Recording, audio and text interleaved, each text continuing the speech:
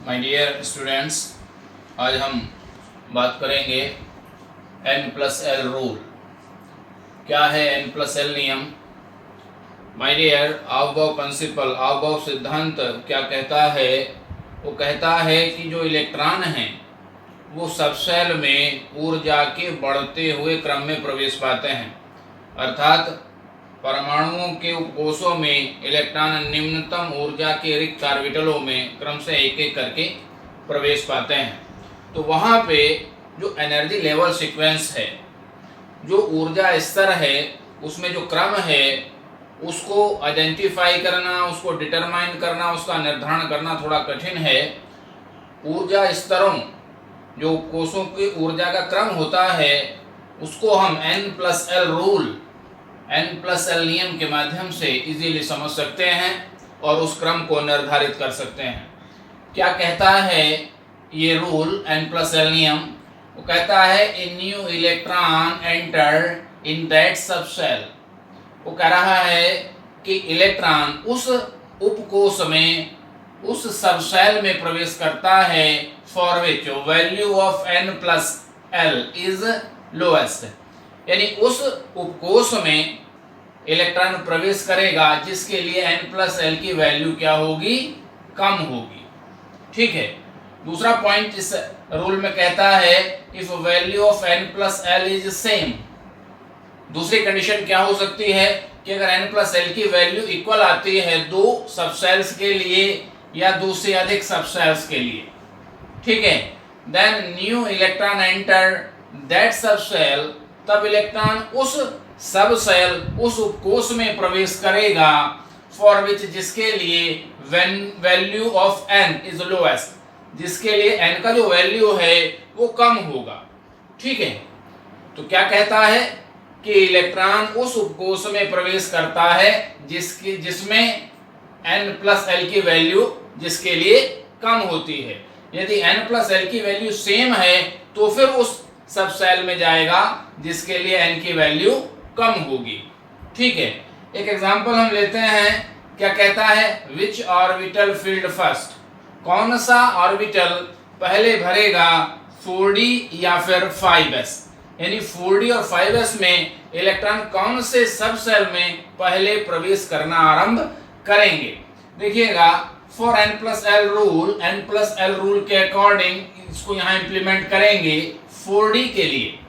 देखिए, ये जो नंबर होता है ये सेल का नंबर होता है। n क्या रिप्रेजेंट करता है? n रिप्रेजेंट करता है जो मुख्य क्वांटम संख्या होती है, जिसे आप बोलते हो प्रिंसिपल क्वांटम नंबर। और l क्या रिप्रेजेंट करता है? l रिप्रेजेंट करता है द्विअंशी क्वांटम संख्या, जिसे आप बोलते हो एजीमुथल क्वांटम नंबर। तो ये जो नंबर होता है सबसेल में, जब आप इलेक्ट्रॉनिक कॉन्फ़िगरेशन लिखते हैं उससे पहले 4d का मतलब क्या है कि n की जो वैल्यू है वो है 4, ठीक है, और 5s के लिए n की वैल्यू कितनी है? 5। ठीक है। आपको पता है s, p, d और f के लिए l की जो वैल्यू है वो डिसाइडेड है। s के लिए 0 होती है, p के लिए l 1 होता है, d के लिए 2 होता है और f के लिए l की वैल्यू क्या होती है? 3 होती है। ये मैंने आपको पहले ही बताया है, जो क्वांटम नंबर आपको बताई थी। तो 4d के लिए N+L की वैल्यू आप देखेंगे, n तो आ गया 4 और l आ गया 2। d के लिए कितना डिसाइड है? 2। तो 4 + 2 = कितना आया? 6। ठीक है। अब 5s के लिए कैलकुलेट करें N+L, तो n कितना है? n तो है 5 और s के लिए l का वैल्यू कितना होता है? 0। ठीक है। तो 5 + 0 आ गया 5। तो आप यहाँ पे देखें N+L किसके लिए लो है? 5s के लिए तो आता है 5 और 4d के लिए आता है N+L 6। तो आप देखें value of N+L is lower या लोएस्ट फॉर 5s। ठीक है। तो 5s ऑर्बिटल यहाँ पे पहले भरेगा। 4d और 5s में पहले कौन भरेगा? 5s भरेगा। ठीक है। अब दूसरा उदाहरण हम ले लेते हैं। दूसरे एग्जांपल में क्या कहता है? विच ऑर्बिटल इज फील्ड फर्स्ट? कौन सा पहले भरेगा, 4f या फिर 5d? 4f और 5d में इलेक्ट्रॉन किसमें पहले प्रवेश करेगा? देखिएगा, N+L रूल को इंप्लीमेंट करेंगे। 4f के लिए देखें n की वैल्यू तो हो गई 4 और l की वैल्यू हो गई f के लिए 3, तो 4 + 3 कितना है 7 की वैल्यू कितनी हो गई, n की वैल्यू तो हो गई 5, ठीक है। और l की वैल्यू d के लिए क्या है, मैंने आपको बताया d के लिए कितनी होती है 2 होती है, तो 5 + 2 = कितना आया 7। तो यहाँ पे आप देखेंगे कि n + l की जो वैल्यू है वो दोनों सबसेल्स के लिए क्या है, इक्वल है, ठीक है, सेम है। तो value of n + l is same for both orbitals, जो दोनों सबसेल हैं उनके लिए क्या है, सेम है। तो लेकिन क्या वैल्यू ऑफ n की जो वैल्यू है वो लोअर है 4 4 है, देखिए इसके लिए n का वैल्यू 4 है और इसके लिए n का वैल्यू 5 है। तो क्या होगा, if value of n + l is same for 2 or more subcell, the new electron enter that subcell for which value of n is lowest। यानी कि अगर n + l का वैल्यू समान है, इक्वल है, तो किसमें जाएगा इलेक्ट्रॉन, उस सबसेल में प्रवेश करेगा जिसके लिए n की वैल्यू कम होगी, ठीक है। तो किसमें पहले जाएगा, 4f में इलेक्ट्रॉन पहले फिलअप होगा, ठीक है। अब इस रूल के माध्यम से हम सबसेल्स का एनर्जी लेवल सीक्वेंस भी हम जो है अरेंज कर सकते हैं। एक एग्जांपल लेते हैं, arrange the following subshell in increasing order of their energy level. तो ऊर्जा के क्रम में इन सबसेल्स को यदि हम अरेंज करना चाहें, ये कौन कौन से सबसेल हैं, 3p 4d 4s और 5p, ठीक है।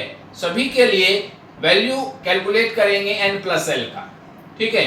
3p के लिए n की वैल्यू 3 हो गई और p की वैल्यू क्या होती है 1, l के लिए क्या होती है, l की वैल्यू p के लिए कितनी होती है 1 होती है, तो 3p के लिए हो जाएगा 3 + 1 = 4। 4d के लिए कैलकुलेट करेंगे तो n की वैल्यू हो गई 4, ठीक है, और d l के लिए कितना होता है 2 होता है, तो 4 + 2 कितना हो गया 6। 4s के लिए n + l की वैल्यू कैलकुलेट करें तो n = 4 और s के लिए l की वैल्यू होती है 0, ठीक है, तो n + l हो गया 4 + 0 = 4। 5p के लिए कैलकुलेट करें तो n की वैल्यू तो हो गई 5 और l की वैल्यू क्या हो गई p के लिए 1, ठीक है, तो 5 + 1 हो गई 6। तो आप देखें पहले n + l की वैल्यू किसके लिए कम है, तो n + l की जो वैल्यू है 3p के लिए भी 4 आती है और 4s के लिए भी 4 आती है, तो ठीक है। तो 4d और 5p से पहले 3p और 4s भरेगा, ठीक है, लेकिन 3p और 4s में पहले कौन फिलअप होगा, जब दोनों n + l की वैल्यू सेम होती है तो कौन पहले फिलअप होता है, जिसके लिए n की वैल्यू कम होती है, ठीक है, तो 3p पहले भरेगा, ठीक है। इसका मतलब क्या है, 3g की जो एनर्जी है वो 4s से कम है, ठीक। इसी प्रकार से हम देखेंगे 4d और 5p, 4d और 5p के लिए n + l की वैल्यू सेम आती है 6, ठीक है, और जब n + l की वैल्यू सेम आती है तो आप क्या करेंगे, इलेक्ट्रॉन पहले उसमें जाएगा जिसके लिए n की वैल्यू कम होगी, यानी जो 4d है 4d का जो एनर्जी लेवल है वो 5p से कम होगा, ठीक है।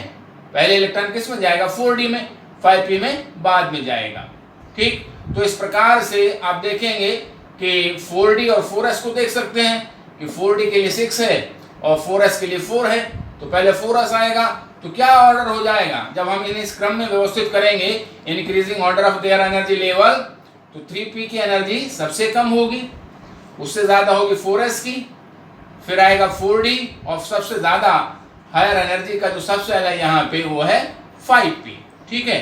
तो इस प्रकार से इन सबसेल्स को और भी सबसेल्स को हम एनर्जी के लेवल में इंक्रीजिंग ऑर्डर में या डिक्रीजिंग ऑर्डर में हम इसको अरेंज कर सकते हैं, ठीक है।